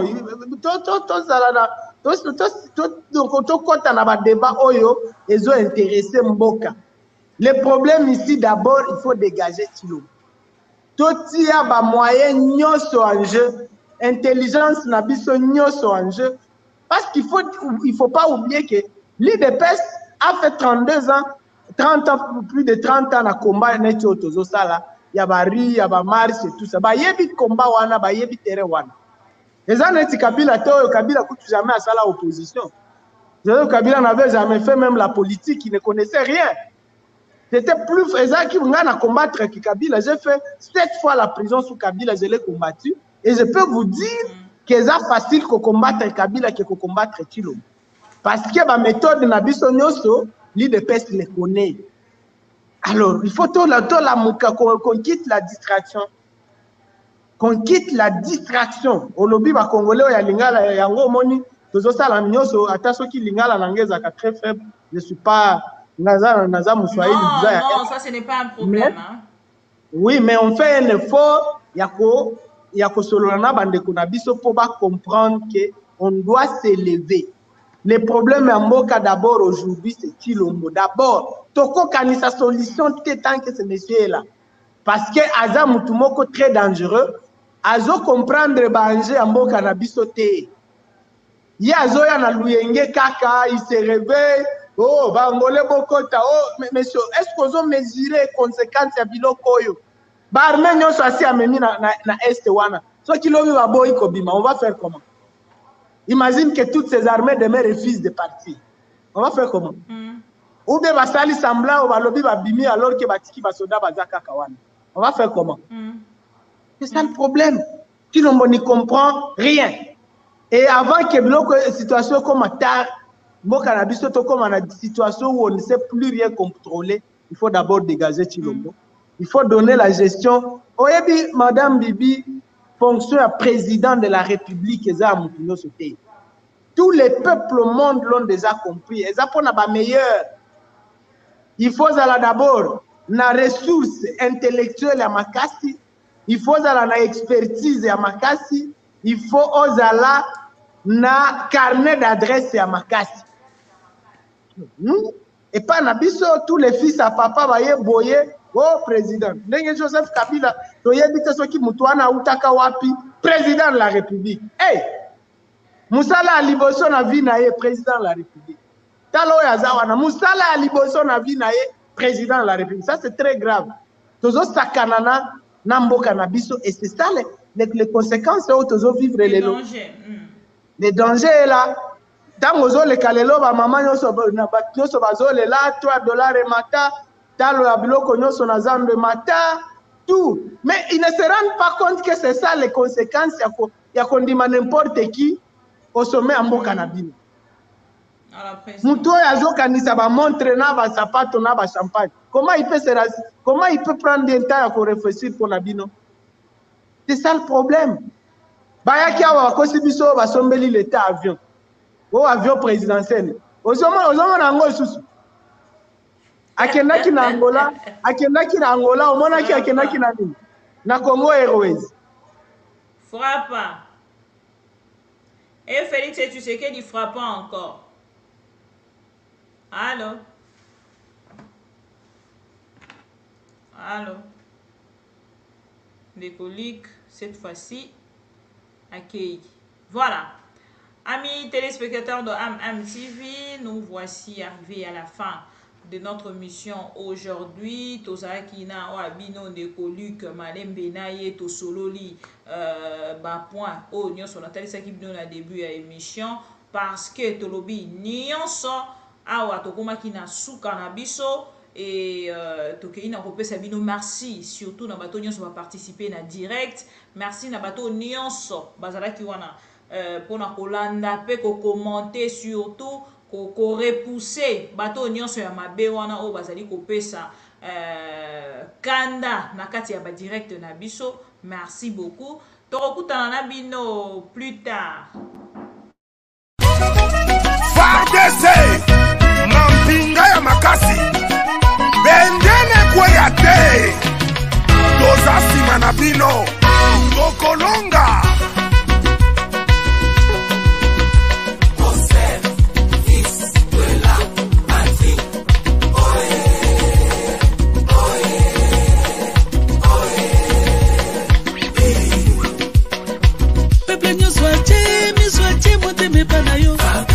Peuple nous soitier, mi soitier, monte me panayo. Elo kwa makasi. Basoda ya mpiko.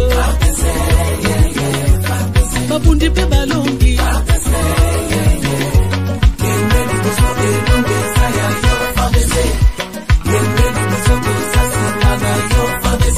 Fardese.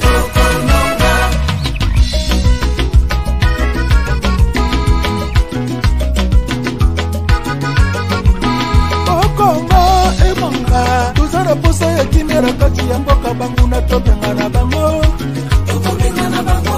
banguna tobenga na bango bayuma tosuta bango